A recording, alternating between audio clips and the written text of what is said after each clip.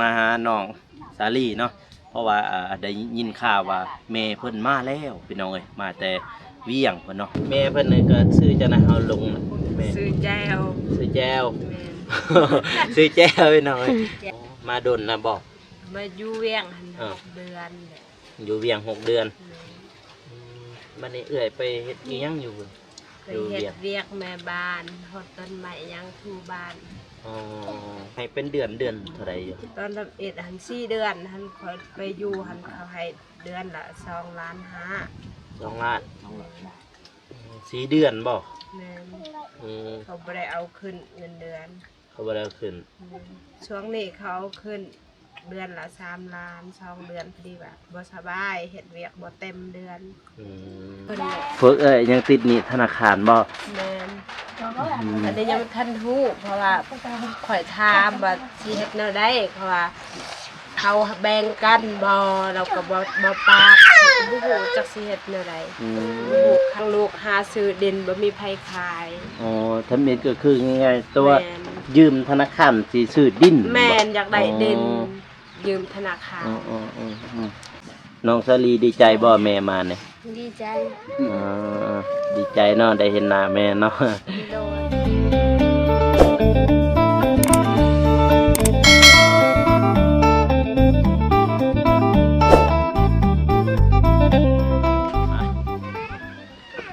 กับสบายดีเด้อ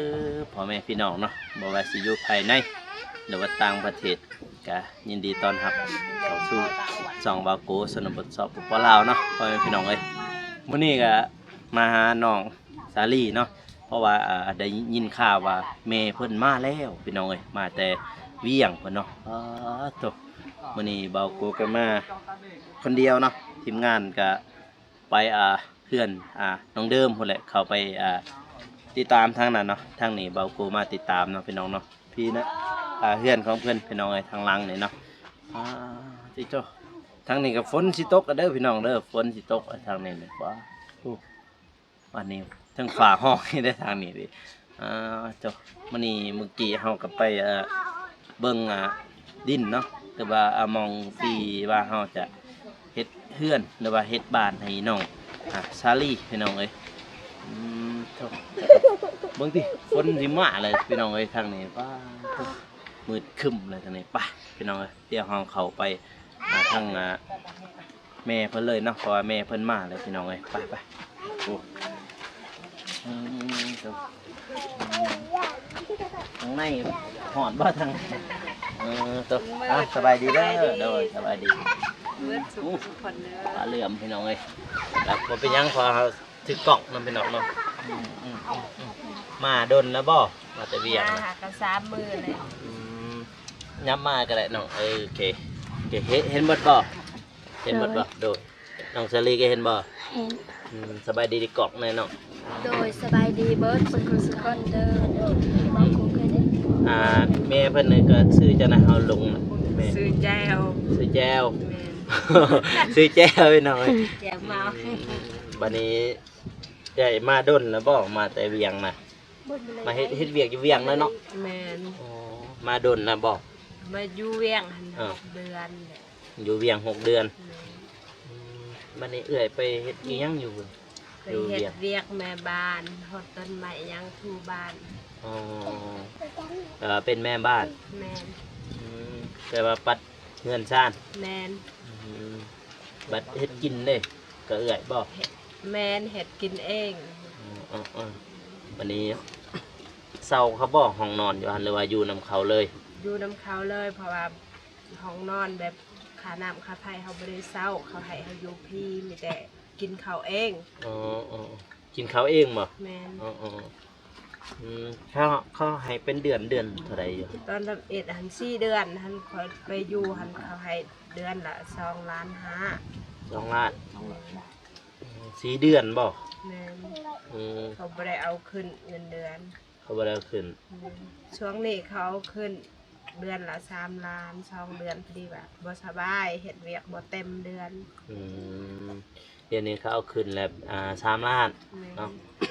จะอยู่ได้6 เดือนนะบ่เราก็อยู่ได้6 เดือนพี่น้องเอ้ยเพราะว่าตอนนี้เขา เอาหรือว่าเขาเพิ่มเงินเดือนให้เพิ่นเนาะพี่น้องเนาะเพราะว่าช่วงนี้ก็เงินอยากเฟ้อแน่พี่น้องเอ้ยเขาเพิ่มมา3 ล้านแล้วบ่เดือนหนึงเดือนหนึงบ่หรือว่า2 เดือน เดือนหนึง เดือนหนึ่ง3 ล้านเดือนหนึ่ง3 ล้านพี่น้องเอ้ยหรือว่าน่าจะประมาณอยู่5,000 บาทพี่น้องน่าจะประมาณนั่นแหละ 5,000 บาทเนาะเพราะว่า3 ล้านเนาะพี่น้องเนาะ5,000เดือนหนึ่ง5,000ทางว่าทางฝั่งไทยเนาะพี่น้องเนาะมื้อนี้เฮาก็มาคนเดียวพี่น้องเอ้ยทีมงานเฮาก็พุ่นแหละอยู่บ้าน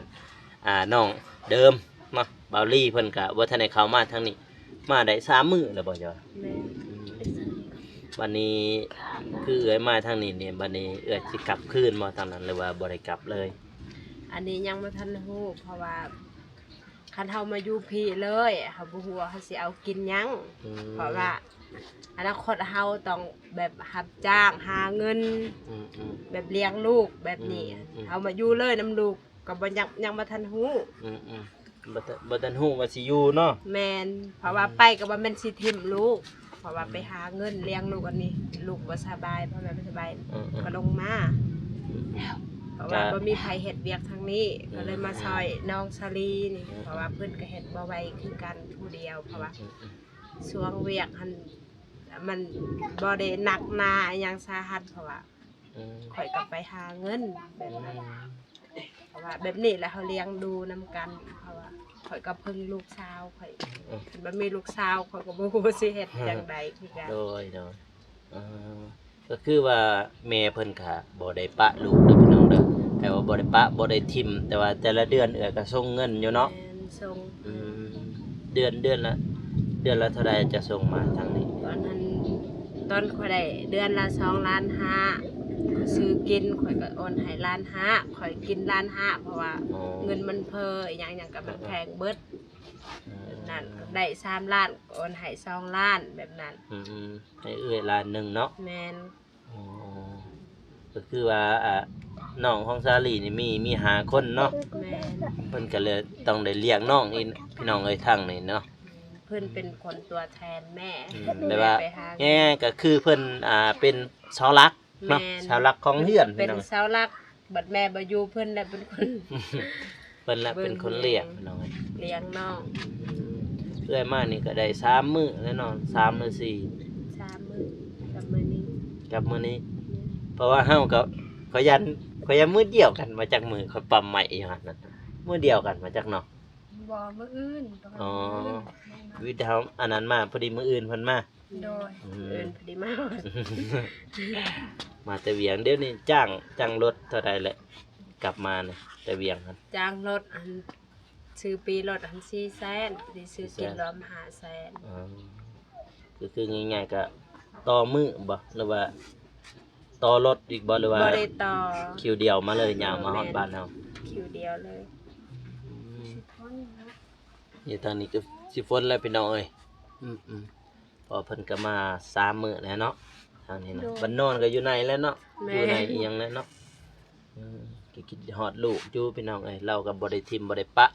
คือว่า FC ถ้าผู้ใดเห็นก็เนาะเราก็ยังดูแลลูกเราคือเก่าพี่น้องเอ้ยเราบ่ได้ทิมบ่ได้ปะบัดนี้พ่อน้องซาลีเด้เพิ่นไปอยู่ไสแล้วเดี๋ยวนี้นี่ พ่อน้องชาลีก็อยู่สวรรค์อาเขต อยู่สวรรณเขต ตั้งแต่ชาลีเกิดมาเราทิมเราปะเราบ่เคยพากเงินอิหยังมาให้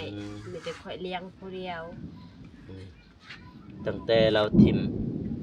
ตั้งแต่ว่าง่ายๆตั้งแต่ปะกันกับเจ้า แม่น น้องซาลีใหญ่แล้วบ่ตอนนั้นหรือว่ายังน้อย ก็หักก็หาเดือนพอเราปะ ๆหักอาหารเดือน แม่น หักอาหารเดือนพี่น้องเอ้ยแล้วก็พ่อละปะเนาะ โดย วันนี้เราไปอยู่สวรรณเขตบ่เดี๋ยวนี้ บ้านเราอยู่สวรรค์อาเขต วันนี้พระเจ้าไปเจอกันจังไดกับพ่อเพิ่นหั่นเจอกันอยู่ในบ้านเนี่ยบ่ แม่ ได้ว่าน เพราะ อยู่ ว่าข่อยยังเรียนหนังสือช่วงหันอายุข่อยยังประมาณ14-15 ปีค่ะ อ๋อ เรามาเห็นเราก็เลยมาขอเอา อ๋อ ข่อยก็ ยังเรียนหนังสืออยู่บ่ฮู้ว่าความหักไอ้หยังนะช่วงหัน มันแต่ปี2017 2007 2008เพิ่นบอกประมาณนั้น แม บ่ นแมน เพราะว่ามันก็โดนนะพี่น้องเอ้ยตอนนี้ก็ปี2025แล้ว10 ปีพุ่นแหละเพราะว่าน้องสาลีตอนนี้ก็14 ปีเนาะแม่นบ่ โดย 14 ปีบัดนี้เอื้อยจักปีแล้วตอนนี้ เดี๋ยวนี้ อ่า 31 ปีแหละกับปีนี้ 31 ปีพี่น้องเอ้ยเพราะว่าคือพวกเขากับมาทายเรื่อยๆเอ้ยก็คงสิเห็นแล้วเนาะ โดยข่อยก็เป็น FC หั่นแหละ FC แบบแต่ดนแบบติดตามเบิ่งเพราะว่าโทรศัพท์ข่อยมันแพ้แบบเขาบ่ได้ตังไอ้หยังบ่ฮู้แหละแบบเม่นบ่ได้อันนั้นข่อยอยากเข้าเม่นไอ้หยังแบบ แบบว่าบ่ได้ตั้งเนาะ อืม บ่ได้ง่ายๆก็คือบ่ได้ลงชื่อพี่น้องเอ้ยบ่ได้ลงชื่อ คันเบิ่งแบบ แต่เราเบิ่งหันเบิ่งได้ แต่ว่าสิคอมเมนต์สิคอมเมนต์บ่ได้ตัวนั้น เม่นบ่ได้แบบติดตามตลอดเลยแบบเบิ่งเลย เราก็ติดตามอยู่พี่น้องติดตามทีมงานYouTube อ เบิ ยู่ ดทุกคนหั่นแหละ โดยแล้วตั้งแต่มื้อแรกวันเลยนะง่ายๆ แม่ ตั้งแต่มื้อมันเบาเตียงนำมาถ่ายเพิ่นน่ะเราก็ง่ายๆคือบ่ได้ทิ่มบ่ได้ปะลูกพี่น้องเอ้ยแต่ว่าพอแล้วหันแต่ว่าทิ่มก็ทิ่มอะไรง่ายๆเนาะ เอ พอ อ บ่ได้ คือพอเราก็ทิ่มแหละ เพราะว่าเราบ่ได้ฝากเงินบ่ได้มาเบิ่งแต่ว่าน้องสาลีเห็นหน้าจะบ่ได้เห็นหน้าเห็นตาพร้อมแล้วเนาะเราบ่จื้อดอกพี่น้องเอ้ย เถอะวันนี้มาหาทางน้องสาลีเพราะว่าได้ข่าวก็บ่ได้ข่าวดอกขอให้บังเอิญมาซื่อๆมาพอดีเจอเอ้าผู้คือผู้ใดวะบ่ดีแม่เราผู้ใดเขาไปถามว่าแม่เราบ่แม่เราแม่นะถ้ามิดก็ผู้ใดติตัวเองงงเขามาสิหาน้องสาลีแต่ว่าเราไปล้างถ้วยเนาะตอนนั้นเนาะ ช่วยกันเฮ็ดความสะอาด 3 มื้ออะไรพี่น้องเอ้ยแล้วมาทั้งนี้ก็มาทำข่าวเนาะเพราะว่าFC เพิ่นก็บ่ได้ฮู้บ่ได้เห็นได้ยินข่าวอะไรง่ายๆได้ยินข่าวว่าแม่น้องสาลีก็ฝากเงินมาอยู่แต่ว่าบ่ฮู้ว่าเพิ่นสิมาหาบ่ทางนี้เฮาก็บ่ได้ฮู้เด้อันนี้มื้อนี้บังเอิญง่ายๆบังเอิญเนี่ยมาเจอเจ้ามื้อนี้กะว่าสิอยู่นี่อีกจักมื้อหรือว่าสิกลับไปหรือว่าบ่ได้กลับไปตอนนี้ เดี๋ยวนี้ยังบ่ทันฮู้เพราะว่าเฮ็ดเวียกทันแล้วสิอยู่เป็นเดือนเลยยังบ่ทันฮู้ต่อไป ต่อหน้าจอพี่น้องเอ้ยทางนี้วุ่นตกแล้วบัดนี้ ต่อไปยังบ่ทันฮู้เดี๋ยวนี้ บัดนี้เอื้อยก็ไปเบิ่งแล้วบ่เด่นอยู่หั่น ไปเบิ่ง อ๋อบัดนี้พอเฒ่าได้เราก็ไปอยู่บ่ไปเฮ็ดอยู่บ่ทางนั้น ไปตั้งแต่ค่อยมาตำเอ็ดแล้วค่อยไปความดีใจ เพราะว่าตั้งแต่ข่อยได้เกิดเป็นคนนะว่าความสันเชื่อหั่นข่อยได้ลูกมา อืม ข่อยเป็นหนี่เป็นเซนก็ข่อยอยากได้ดิน อืม ไปหาซื้อบ่มีไผให้ อืม คันสิเว้าน้ำตาอยากไหล อืมพยานเบาเตียงมานี่น้ำตาจะไหลเลย ว่าจังเพราะว่าเราถามเพราะว่าเราเบาเตียงเราจะเป็นในพี่น้องเอ้ยก็คือเบาปูแล้วก็บ่ปานใดเนาะหาประสบการณ์พี่น้องเอ้ยมาหาประสบการณ์ทางน้องสาลีเนาะเพราะว่าแต่แรกที่พวกเฮาถ่ายเนาะแม่เพิ่นก็คือสิเห็นแหละที่เบาเตียงเพิ่นขุดน้ำสางอุ้ย เห็นเบิดติดตาม เราติดตามแต่ว่าสิคอมเมนต์บ่ได้พี่น้องเพราะว่าYouTube เพิ่นบ่ทันได้ลงชื่อเนาะบ่ทันได้ใส่ Gmail เนาะง่ายๆถ้าว่าใส่ Gmail เรียบร้อยจึงติดตามได้แล้วก็คอมเมนต์ได้กดไลค์ได้กดแชร์ได้ปัดตัวเจ้าเห็นเพิ่นก็ตลอดแต่ช่องเพิ่นว่านี่มันมาเลยมิดอันนี้ตัว ไตอาลมโต นักเด้ทั้งสองเพิ่นก็สินบประทันเป็นในสองก็ นับ นบเป็นแล้วบ่ นบสบายดีอย่านบ นบเป็นแล้วบ่ นับเจ แจ น นบ เจนนับ นบจะเบิ่งแจนบสบายดี เห็นพวกเพิ่นตลอดอยู่นี่ เว้าสบายดี FC เป็น ทุก แล้ว ค บ่ นขอบใจหลายๆที่ให้ชีวิตใหม่เด้อ ใหม่ชีวิตใหม่ให้สองคนให้ได้น้องเพิ่น ตะแพงพี่น้องเอ้ยเห็นแล้วก็เห็นแบบนี้ก็มีความสุขเนาะทั้งพ่อทั้งแม่เพิ่นแล้วก็ทั้งน้องสาลีพี่น้องเอ้ยป้าเด้อเพิ่นก็นบเลยมื้อนั้นแฮงเป็นนบดนมื้อนานมาหาข้อยก็บ่ได้ฮู้ว่าเอ่ยมาบังเอิญแหละพี่น้องเอ้ยง่ายๆคือบังเอิญมาเจอเพราะว่าเพิ่นก็มานี่3มื้อแล้วเนาะบัดนี้ทางนั้นก็จะก็ไปเบิ่งมื้อแรกเลยบ่มื้อจะมา มือได้มาเบิ่งเลย ตัวบันนี้มันนี่สร้างอันนี้เขาว่าเจ้าได้อีกที่จากสร้างไม่บ่มาเฮ็ดนี่แล้วบริจาคเลยตอนนั้นมาทันหูบ่อืมอันนี้ก็เป็นดินเขาบ่บันนี้แม่นบ่ ดินอันนั้นนะสาว แนวเช้าเบิดไฟยังก็ไปต่อแต่เราแล้วเนาะ แม่นเราเอาน้ำเราเบิด ไฟฟืนก็ต่อน้ำเหล้าพี่น้องเอ้ย เว้าความซื่อๆนี่ไปหาเงินหาคำคิดว่าเฮาสิได้เดือนลายนํเขา อืม คิดว่าซื้อข้าวกินแล้วแบบไว้ได้สำได้ก็อยาก ส่ว เอา น ไว้ มาก หาซื้อดินคือกัน ง่ายๆก็คืออยากได้ดินเนาะ อยากได้ดินที่แท้ อ จ ยา ริ ก ง ได้ อยาก ดิ ได้ นอยากได้ที่อยู่อะไรพี่น้องเอ้ยเพราะว่าบัดนี้ก็ผู้ใหญ่ใจบุญเพิ่นมาให้ดินพี่น้องเอ้ยก็คืออยู่เมืองนั้นพี่น้องเอ้ย โอ้คนมา คนมาเลยพี่น้องเอ้ยมาไปเขาอยู่ในพุ่นละบ้านนี่พี่น้องเอ้ยโอ้คนไล่ละบ้านนี้นี่คนไล่ละอ๋อเจ็บอันนี้มีไฟบ่แล้วมันนี่ไฟดับอีก ไขประตู มือตื้อๆเลยบ่เห็นแล้วบัดนี้นั่งเอ้ยว้าตุ๊มาให้ชีวิตใหม่นั่นนี่ก็เห็นอึ๊บมาที่นั่งนี่นี่อึ๊บไฟดับบ่นี่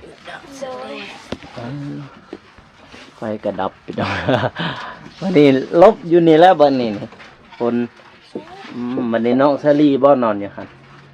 บ่ให้ เปลี่ยนนะ เปลี่ยนมันน่ะอยู่นี่เพราะมันขัดหลาย อ๋อบัดนี้เอ่ยนอนอยู่ลุ่มบ่ นอนน้ำพุกลูกแล้วอยู่นี่ มันนี่จะคนเข้ามานอนอยู่ในลูกจ้ะเบิด4บ่หรือว่า5 คน 5คนเลย แม่ เออ แม่ก็พ่อ เออ นอนเบียดกันแหละแบบนี้ เออเบียดกันแต่น้อยๆไปหน่อย2คนนี่นะฮักเด้นี่นี่บ่ได้อายบ่ได้น้องนี่ชื่อว่า ผู้นี้เกิดก่อน เออ กำลัง นี่กำลัง เราก็นี่แหละ ผู้นี้บ่ โดน เจมส์กับเจนบ่แม่นบ่ เจนกับเจ เจนกับเจ คนนั้นเจม คนนี้เจมส์ทางหล่างนี่ พี่ พ่อคนนั้นก็เขาติดเลขธนาคาร ฮะผู้นี้บ่ นี่แหละ ติดหนี่ธนาคาร น้องชายพอบานชินทองค่ะ อ๋อ น้อง อ้าวบ่ ชายเพิ่น เพิ่นยังติดหนี่ธนาคารบ่ แม่นอันนี้ยังบ่ทันฮู้เพราะว่าข่อยถามว่าสิเฮ็ดแนวใดเพราะว่าเขาแบ่งกันบ่เราก็บ่ปากบ่ฮู้จักสิเฮ็ดแนวใดบ่ฮู้ข่าวเพราะว่าปะกันก็บ่ได้เขียนใบห่างอีหยัง บ่ได้เขียน แม่น มันใส่ปะเท้า เขามาไปเฮือนเขาเย็นพุ่น ไปเฮ็ดหยังซั่นน่ะ อยู่นานไปกินกาแฟ อ๋อ เพิ่นมาแต่ทะแตนเพิ่นซื้อทงหนึง ซื้อกาแฟบ่ โดย โอ้มามื้อหน้าลูกสิซื้อกาแฟให้มื้ออื่น สิซื้อกาแฟชงหนึงบัดนี้ โอ้ย บัดนี้พวกบ่ได้เขียนใบห่างก็ปะกันเลย แม่น บัดนี้ตัวแต่ว่าติดหนี้ค่าธนาคารบ่ติดหนี้ธนาคารบ่ โอ้ยแม่นตอนจำเอ็ดอันยังบ่ทันได้กำลังคิดหา2คนนี่ อืม กาแฟนี่ ไปยืมเงินธนาคารเขาให้5 ล้าน อ๋อ บัดวิทย์หันเขามาให้เพิ่มอีก1 ปีเขามาให้เพิ่มอีก5 ล้าน พอดีเป็น10 เป็น10แบบเขาให้บ่ได้พร้อมกันหันเงินมันก็บ่ได้อยู่ หมดแล้วนะ นี่เขาได้ลูกเขาไปจักสิเลี้ยงว่าน้ำนมข่อยบ่ได้มา อืม ข่อยเลี้ยงลูกแล้วซื้อข้าวกินเขาละ ตอน11ก็บ่ได้เลี้ยงลูกหาซื้อดินบ่มีไผขาย อ๋อทำเม็ดก็คือง่ายๆตัว แม่น ยืมธนาคารสิซื้อดิน แม่นอยากได้ดิน อ๋อ ยืมธนาคาร อ๋ออ๋ออ๋ออ๋อ ไปหาซื้อแล้วบ่มีไผขาย อืมง่ายๆก็คือเพิ่นอยากได้ดินพี่น้อง แม่น เอ้าให้แล้ววันนี้ Kita main main. สองให้เนาะว่าฝาแฝดและผู้หนึงเด้ผู้ใหญ่เด้ผู้ใหญ่กว่านี้เด้แม่นบ่มี ไป แต่ว่า เล่ เนาะ นแหละ2คน ผู้หญิงผู้หนึงบ่แม่นบ่ แม่เล่นนางน้อย ตัวใจจอย เศร้าใครแล้วบ่พุ่นน่ะฮะ ใช่ ผู้ แน่ หญิง แน่อยู่ อ๋อเพราะว่ามันมีผู้หญิงผู้หนึงเด้ก็เจอได้ พอมาเรื่อยๆก็จื้อเด้อบัดนี้สองคนหลักๆก็จื้อพี่ผู้นี้กับนี่แหละเจมส์กับเจนั่นแหละฝาแฝดเด้ผู้นี้ก็จื้ออยู่ผู้นี้นี่พอเพิ่นมาเข้ากล่องเรื่อยๆอยู่พี่น้องเอ้ยมาเทื่อใดก็เพิ่นจะติดเอื้อยสองคนนี่ฝาแฝดนี่เพิ่นติดเอื้อยพี่น้องเอ้ย ว่าซื้อกันเป็นหนี้รวมน้ำเพิ่นอันอยู่บ้านนี่เรืออันได้ละ10 ล้านเดี๋ยวนี้ ติดหนี่หันบ่ แม่นกับประมาณเปอร์เซ็นต์ อ๋อ เพิ่นได้เงินแต่เพิ่นบ่ใส่ อ๋อ ค่อยได้ซำใดก็ซื้อข้าวกินเลี้ยงลูก นี่ดิเจน แจม ไปยังไงว่าเจน มันมีเลยนะอวัช เป็นหมาไม่กันที่หมา มาหมดบินก่อน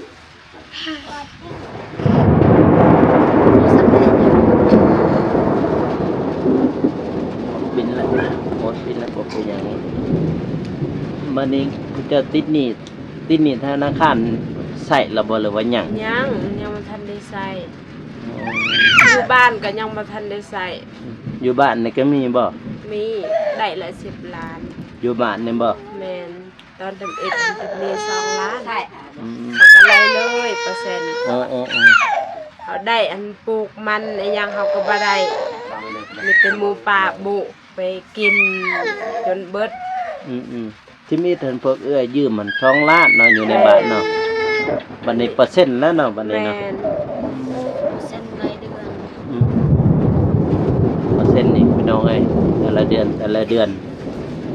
พอดีเดือนนี้น่าจะได้ละ10 ล้านบ่ มาส่วนตัวข่อยอีกน้ำเวียดอัน เวียดก็มีอีก นี่น้ำคนเวียด2 ล้าน 7 อืม ยืมไอ้หยังส่งเสื้อให้ลูกและผ้าห่มไอ้หยัง อืม เล็กมักจับ อืม ก็ยังบ่ทันได้ใส่ อืม ไปหาเงินนี่ไปรับจ้างคิดอยากใส่เพิ่นก็บ่ได้ภาคซำใดก็พวกลูกซื้อยายุกไอ้หยังให้ซื้อเขากินเบิด คือเขาเนาะ บ่ได้ให้ค่ะนี่เรา อืมอันนี้ก็เพิ่มอีกอันนี้ก็เพิ่มขึ้นอีกเนาะ เราบ่เพิ่มเขาเก่า เวียดบ่ แม่น อ๋อเวียดบ่ได้เอาเปอร์เซ็นต์เนาะ แม่นเราไอ้ตน เออ เราว่าได้ซำใดก็ให้เราว่า อืม บ่ได้บัดเดียวก็ได้ทีละน้อย ปลาของทึ่มๆนี่พี่น้องเอ้ยนี่ก็มาที่บ้านน้องซาลีมาอัปเดตให้พี่ให้น้องได้เบิ่งเนาะเพราะว่าเบอร์โกกับบ่ได้มามื้อนั้นมื้อว่านมื้อซื่นน่ะ3 มื้อแล้วบ่ได้มาให้แม่เพิ่นก็มาแล้วพี่น้องเอ้ยน้องซาลีดีใจบ่แม่มาเนี่ย ดีใจ อ่าดีใจเนาะได้เห็นหน้าแม่เนาะ โดย อืมบ้านนี้แม่เพิ่นก็อยู่นี่3 มื้อแล้วพี่น้องเอ้ยพอทีมงานเฮากับบ่ทันได้เห็นได้นี่เราโกมาเจอมาเห็นก่อนเลยพอเพิ่นก็มามื้อที่3แล้วพี่น้องเอ้ยมาทางนี้นี่จบ เจออะ อันนี้ก็เขานำตามปลาได้ก็พอกินอยู่บ่เดือนนี้ทางนี้ ได้กินอยู่ของพวก อืม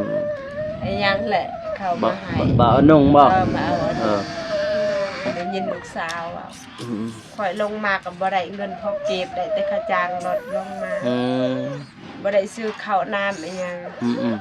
บ่ทันได้เงินเดือนบ่ แม่น อ๋อเพิ่นให้อันเที่ยวละเดือนเลยบ่หรือว่า3 เดือนเทื่อหนึงเพิ่นให้ เดือนเป็น แต่ละเดือน อ๋อ อืมไปเป็นแม่บ้านเนาะอยู่พุ่นเนาะอืม ได้เฮ็ดเวียกแต่สิบายมื้อ อ๋อ บ่สบายคือกัน โอ้ บ่ มอง ได้เฮ็ด มองเจ้าอยู่เฮือนใหญ่บ่หรือว่าบ่ใหญ่ ใหญ่ อืมอยู่ในตัวเมืองเลยบ่อยู่บ้านนี่หยัง อ อยู่ ยู่บ้านจอมมณีราคา จอมมันนี่ แม่น ราคา อยู่หอมสี อืมแต่ละมื้อตื่นจักโมงอยู่ใครตื่นแม่บ้านจักโมง ตื่นแต่ห้า หมอก 4-5 โมงนี่เขาเฮ็ดเวียก7 โมงเพราะว่าเฮ็ดอยู่เฮ็ดกินเลย เออคิดว่านึ่งเขาวแต่เช้าเลย เอาจะนอนหันอยู่ในเฮือนเขาหั่นเลยบ่หรือว่านอนต่างอีก นอนต่างแบบมีห้องไผห้องมัน ก็หลายคนบ่เฮ็ดนำกันหรือว่าคนเดียวจะ คนเดียวค่อย อืม ห้องหนึงคนเดียวห้องหนึงคนเดียวคนเดียว อืมแล้วบัดนี้ตื่นจักโมง5 โมง แม่น เพื่อเกียมเนาะไปเกียมแล้วก็ไปเฮ็ดกินมันนี่คาบเช้าก็กินเองบ่หรือว่า กินเองเบิด อ๋อกินเองเบิดพักเที่ยงได้ตอนเที่ยงได้ ตอนเที่ยงก็กินเองซื้อกินเอง อ๋อบัดนี้ตอนแรกมากินอยู่ห้องแล้วเนาะ อืม ซื้อกินเองคือกันไม่เฮ็ดกิน ชื่อเขามากินเอง อืม คือว่าอยู่เป็นเพื่อนแบบนี้หลายคนกับหมู่เจ้าหันบ่ได้อยู่นำกันบ่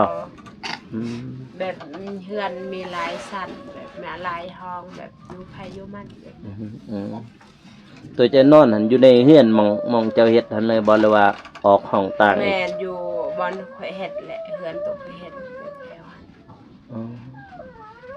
ก็อยู่เราเป็นแม่บ้านพี่น้องเอ้ยอยู่อยู่เวียงพุ่นบ่แม่นบ่อยู่เวียงพุ่นอยู่บ้านจอมมันนี่ราคาเราอะพี่น้องเอ้ยพอเราก็ไปเฮ็ดอยู่อัน6 เดือนแล้วเนาะจะเฮ็ดเนาะ6 เดือนแล้วพี่น้องเอ้ย ว่างเดือน3ข่อยลงมาหากะ10 มื้อข่อยขึ้นต่อเองพอดีวิทย์ข่อยขึ้นมาพอดีพวก บ่เตียงมา แม่นพวกเอาเตียงลงมา อ๋อพอดีตอนนั้นเราก็ลงมาพี่น้องได้ยินน้องชาลีละว่าอยู่แม่เพิ่นมาได้10 มื้อวิทย์หันเจ้าเมื่อบัดบ่เตียงเราลงมามื้อนะฮะพอดีเรามาถ่ายมาฮอดมื้อนี้พอดีมื้อนี้อีกแม่เรา